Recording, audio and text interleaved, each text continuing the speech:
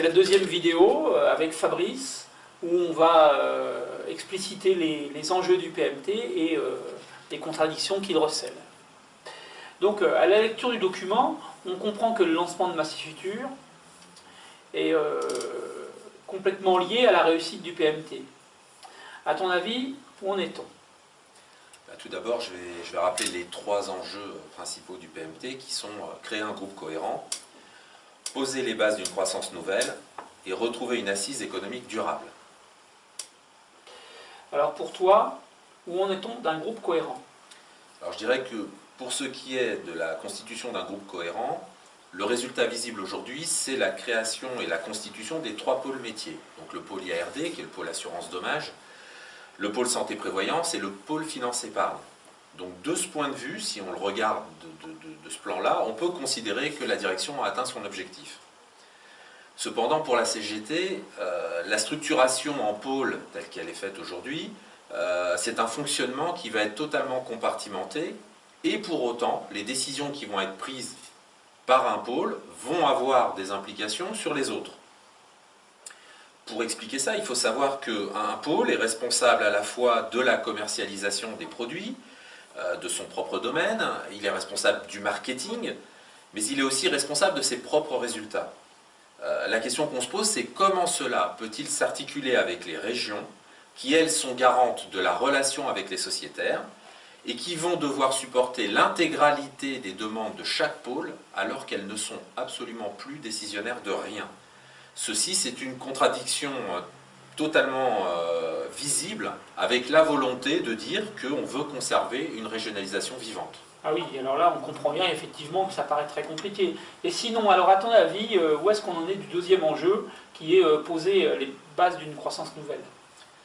Alors pour la CGT, c'est clairement un échec patent du PMT sur ce sujet.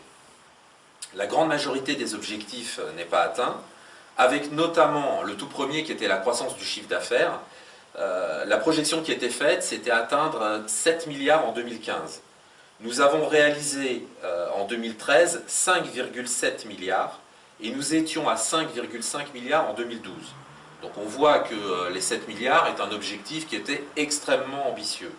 Si on prend un autre exemple, prenons la santé par exemple, la projection à 2015 c'était 1 milliard d'euros de chiffre d'affaires. Nous avons réalisé 652 millions en 2013. En sachant que, en ce qui concerne l'assurance dommage, les hausses de chiffre d'affaires sont dues essentiellement aux hausses tarifaires.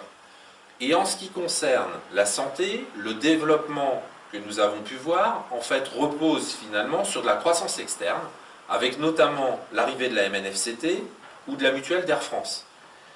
Donc pour nous, si ces objectifs ne sont pas atteints, c'est clairement qu'ils n'étaient absolument pas réalisables à l'origine. Oui, d'accord. Bon, effectivement, on peut s'apercevoir que ces objectifs étaient trop élevés pour être atteints, mais les orientations, comme ça, elles avaient l'air plutôt cohérentes. Alors en ce qui concerne la pertinence des orientations stratégiques, pour nous, elle est parfaitement discutable. Par exemple, l'accent mis sur la banque, au détriment de l'ensemble des produits du cœur de métier. Il n'y a pas de prise en compte réelle des besoins des sociétaires, ni des réelles évolutions de la société. Par exemple, le fait d'avoir demandé 1 an de cotisation payable immédiatement pour les locataires jusqu'à 3 pièces démontre que la direction était complètement dans sa bulle et déconnectée des réalités économiques d'aujourd'hui. Le pire, c'est que ce qui a fait reculer sur cette erreur fondamentale, c'était pas la prise en compte et la compréhension par la direction de la situation réelle des personnes qui étaient confrontées à avoir à faire cette avance, mais simplement l'impact économique que la décision a prise. Donc c'est quand même extrêmement grave de se rendre compte que la réaction est faite simplement au regard de l'absence de résultats et pas la prise en compte d'une situation qu'ils n'ont pas perçue depuis le début. Nous sommes dans une situation de crise mondiale économique aiguë depuis maintenant 6 ans. Il n'y a eu en aucun et à aucun moment une prise en compte de cette situation à la fois dans nos offres et pire, nous vendons des contrats de plus en plus segmentés dans leurs options de plus en plus dépouillées. Finalement, la seule chose que nous faisons, et ça se voit sur les contrats santé, c'est de vendre des contrats avec un énorme reste à charge, nous ne rendons absolument plus service à nos sociétaires. Et en dehors de cette fuite en avant de laisser des restes à charge de plus en plus importants, eh bien, nous n'avons pas d'autre solution. Bon, alors c'est effectivement une situation qui semble bien difficile. Du coup, le rétablissement de l'assise économique du groupe n'a pas l'air d'être au rendez-vous. Non, il n'est manifestement pas présent. Et d'ailleurs, pour qu'il le soit, il faudrait avoir retrouvé une véritable croissance. Or, nous venons d'en mesurer l'échec. Alors, dans le document de Massif Futur, ils font plusieurs fois référence à la nécessité d'atteindre une taille critique. Et c'est d'ailleurs ce que la direction dit pour justifier qu'il faut absolument se rapprocher avec la Matmut. Alors ça fait partie des choses qui sont pour nous complètement incompréhensibles. Aujourd'hui, la taille de l'entreprise nous place parmi les principaux acteurs du marché de l'assurance des particuliers. Donc on ne voit absolument pas l'intérêt d'un effet de taille, puisque déjà nous sommes un acteur majeur. En revanche, le document lui affirme qu'un des motifs de rapprochement est l'absence de développement. Sur ce sujet, la CGT estime en effet que la responsabilité de l'entreprise est de réfléchir à la fois aux causes réelles de l'absence de développement, mais aussi aux causes de la faible rentabilité technique. Nous constatons que face à ces deux enjeux, la direction baisse les bras, et que finalement la seule solution qu'elle propose, c'est celle de l'adossement. Nous contestons cette approche qui vise essentiellement à réaliser des économies sur la masse salariale et sur les emplois. Le cinquième défi qui concerne le projet social, associant les salariés aux évolutions du groupe, est lui alors carrément d'une rare hypocrisie. Il vise, encore une fois, à accentuer les gains qui seront réalisés avec l'adossement. Ouais, alors là c'est terrible, parce que ce que tu veux dire, c'est qu'on va encore supporter encore plus de productivité, on doit faire encore plus de productivité et d'individualisation. Ben, c'est exactement ça. Le NCS, c'est-à-dire en fait notre accord d'entreprise, le dernier, n'a pas, aux yeux de l'employeur, finalement, produit assez d'effets.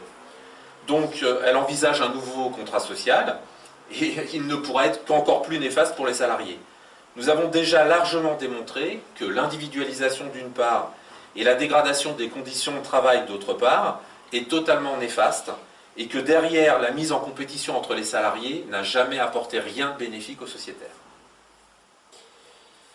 Alors, concernant la situation de l'emploi, comment est-ce que la CGT analyse le quatrième défi ? Alors je rappelle pour le coup les propos tenus dans le défi sur la poursuite de la transformation de notre organisation technique. Du coup je vais citer pour être bien précis. Si nous nous ouvrons à d'autres mutuelles, comment faire cohabiter utilement les structures, les opérations et les réseaux? Les mots choisis sont importants parce que cette question qui est posée par la direction, elle énonce clairement la volonté de mise en commun de tout ce qui n'est pas visible par le sociétaire, c'est-à-dire les OPGA et les services supports. Donc les centres de gestion vont être impactés, les services supports aussi, puisqu'ils n'ont pas de contact directement avec les sociétaires. Et donc tout cela avec de lourdes conséquences à la fois sur les conditions de travail, mais également sur l'avenir des salariés concernés. D'accord. Et finalement, qu'est-ce qu'on peut faire comme analyse globale sur l'état de la réflexion de la direction sur le futur de la Massif ?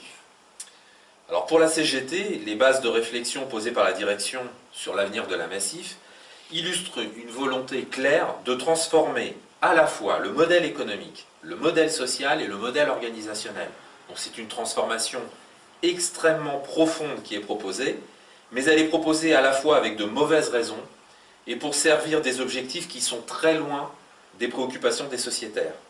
En clair, le seul objectif qui est visé aujourd'hui, c'est la rentabilité immédiate. Donc la recherche de la rentabilité financière immédiate, ce n'est pas, en tout cas pour nous, l'enjeu majeur. Le recours qui est systématique à des cabinets de conseil, qui sont consultés d'ailleurs par toutes les entreprises, nous formatent au même modèle que les autres, et nous éloigne de tout ce qui a fait le succès de la Massif jusque-là.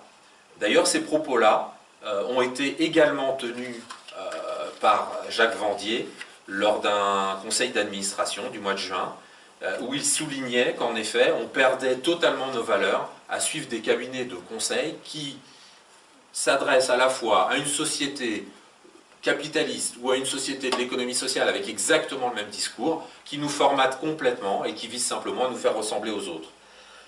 Nous, au niveau de la CGT, nous avons des propositions précises et nombreuses d'ailleurs à faire qui vont permettre de faire évoluer l'entreprise, mais tout en restant fidèle à nos valeurs fondatrices.